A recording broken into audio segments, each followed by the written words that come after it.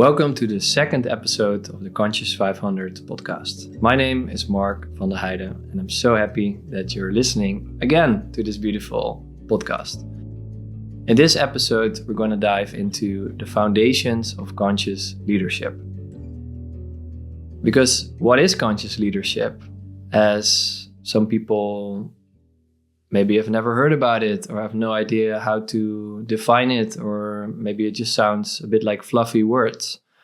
So this podcast has the intention to fully share everything that I've learned so far on this journey to give you the best understanding I can share today. So if you unravel conscious leadership, a first good step is to look at unconscious leadership. So everything in leadership where it's behavior, where people are not aware of what they are doing. And to give you some real life examples from stories that I've heard, but also from personal experiences, unconscious leadership is, for example, a leader that doesn't respond to a situation, but reacts.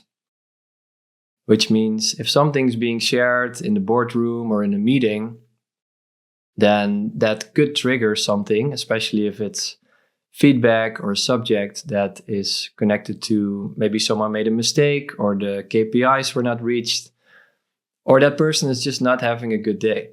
So what can happen is that triggers an emotional response inside somebody's experience in your body.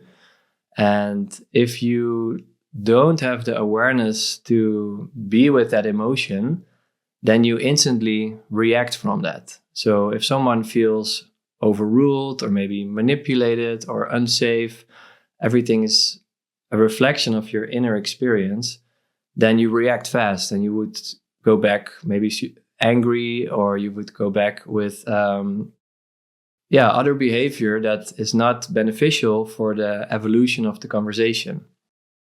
And what you can do as a conscious leader is to learn how to listen to the moments when you feel those triggers.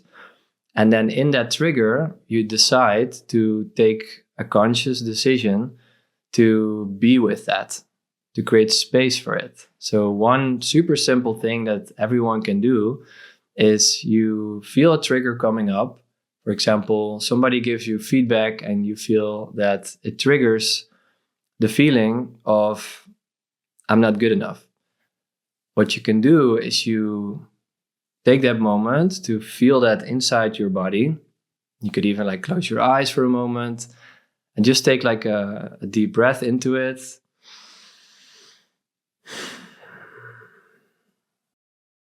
And then you feel that that's a story that probably comes from somewhere in your past or from you growing up where you felt not good enough.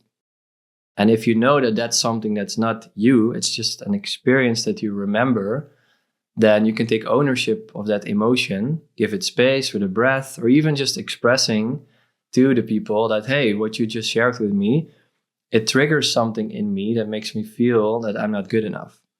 And that's not that you're saying that this person is saying you're not good enough. You take full ownership of your own experience. And by owning that and bringing it to the table in truth, that other person feels more seen and understood, and you as well.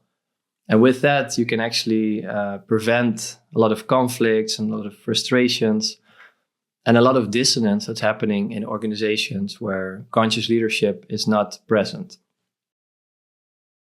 And I would love to give you a few more examples of the difference between conscious and unconscious leadership. So another example of unconscious leadership is when people are focused on a specific agenda that they want to reach goals purely for themselves, to be in a specific position. There could be a lot of hierarchy in companies. There's a lot of different kinds of politics going on. And that is very hard to navigate in many cases. And a lot of the decisions made in those kind of environments are unconscious, because there is this feeling of scarcity that I have to survive and I have to elbow myself through this to be in a specific position to be safe or to be seen. If there is a lot of the ego involvement of, I need to climb this ladder to be at a specific place in a specific position, and then I made it. And I recognize this feeling because I've experienced it myself. I thought that I needed to achieve a lot and be a specific role at XYZ company to be good enough, to be seen. And what I have learned in my journey in the last 11 years is that it's not about where I work, it's not about the role. The only thing that matters is how I show up in each moment on the workspace and at the same time also at home. And conscious leadership is a way how you can shift the behavior that's not beneficial for the growth and the evolution of the business, where people feel safe, feel seen, when there's space for co-creation. We shift it to a way where you are conscious about it, which means you decide, I want to be aware of how I show up and I want to learn from that. So with the example of the scarcity, you can shift that into an abundance mindset, which means I don't have to fear competition. We're on the same team. So if we all believe that and we share that, we co-create it, and then the company will really thrive because you literally create a safe space with sharing that intention by choosing that this is how we show up together. There's infinite resources. There's more than enough for everyone if we all decide to tune into that. And there are so many more examples of how we can really practice conscious leadership. So next to understanding now the difference between unconscious and conscious leadership, I also love to give a few more examples of how we can really implement conscious leadership as a foundation in our business. Because if we start to lead the way from a conscious leadership perspective, it ripples down into the entire organization. If there is toxic behavior or unconscious behavior in the C-level executives department, then people underneath that or next to it, they feel that there is unsafety. It literally creates a ripple effect as well. But in this case, it's not one that's beneficial for the company, for the evolution of the company. So what would happen actually if we start to become aware of this, that this is actually a tool, a perspective, a practice, a way of thinking, a way of being where we can all thrive, where we can all benefit. And what I've learned in the last 1.5 years of working with all these amazing leaders in our network and also all the conversations I've had with people around conscious leadership is that the ones that are truly practicing this and they have embedded it in their C-level layers and all the leadership layers, and just to clarify, everyone is a leader. It doesn't matter which part of the company you're at, you are leading your own life. So conscious leadership is a way to fully own your own experience. And that's why it's so beautiful and so powerful. And what I've seen in many huge organizations is when people are actually implementing it, they are ready for any change that is coming our way. If it's the evolution of AI or the climate or the economy, the organizations where you have created an environment where there is the masculine structure of safety, where there is space to speak about your emotions, about things that are unclear. There are things that are happening at home that maybe some people don't want to share because it doesn't feel safe to share it in the workspace. But then there is this layer of unsafety that creates friction, that people are not fully present to actually do the work and co-create, and most importantly, enjoy what they're doing. So when we start to bring that to the table, people will start to literally do what they love, and they feel safe, they feel seen, they feel heard. And from there, we can co-create a more harmonious world through business. So I hope that a few of these examples and stories inspire you to also implement or consider or deepen your understanding of conscious leadership. and I'm looking forward to share more in the next coming episodes.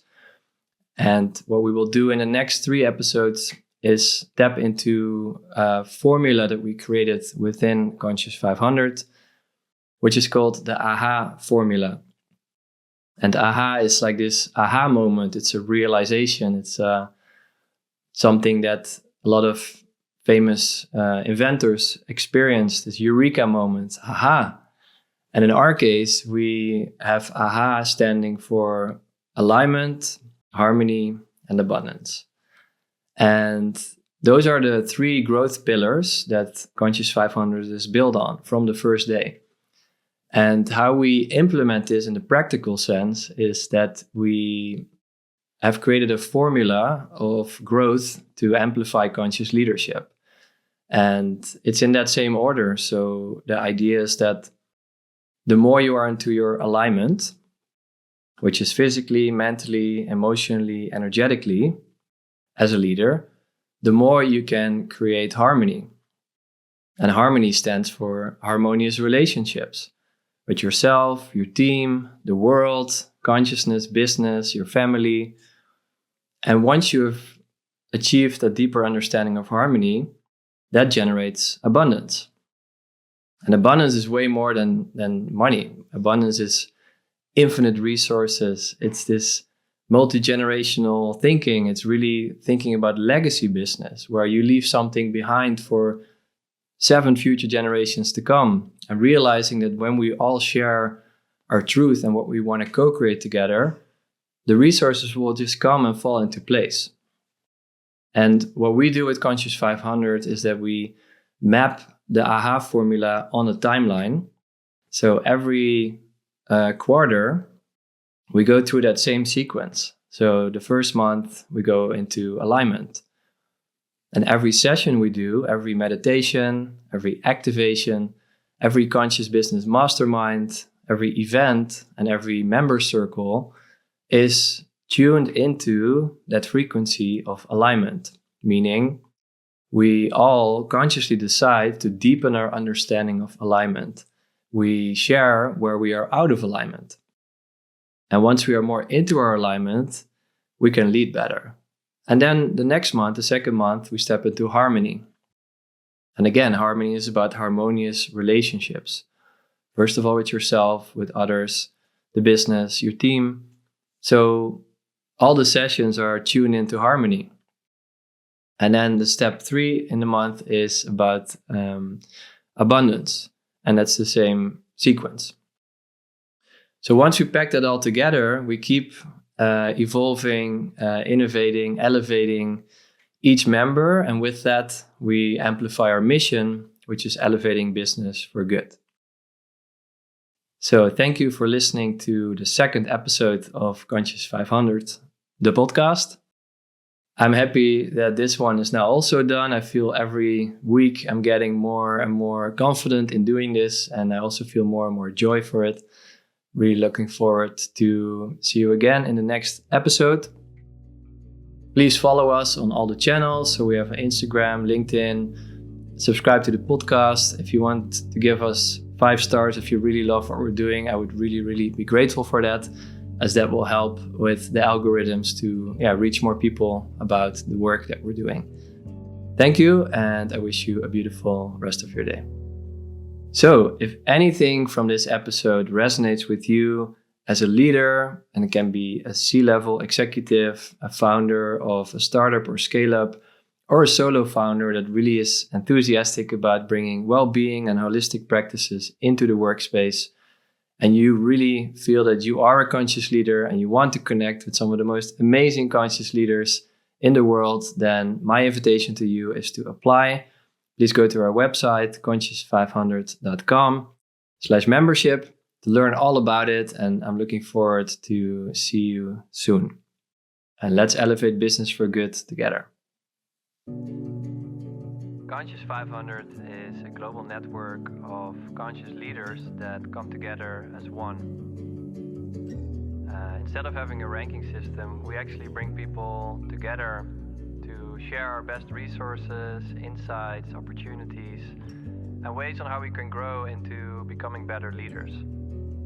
We have people coming from all different parts of the world, different nationalities, different jobs, different companies that they either way grow themselves or work for.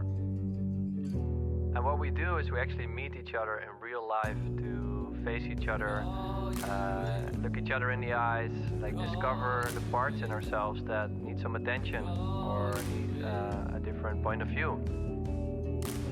And from there we build deeper connections to actually grow our businesses together.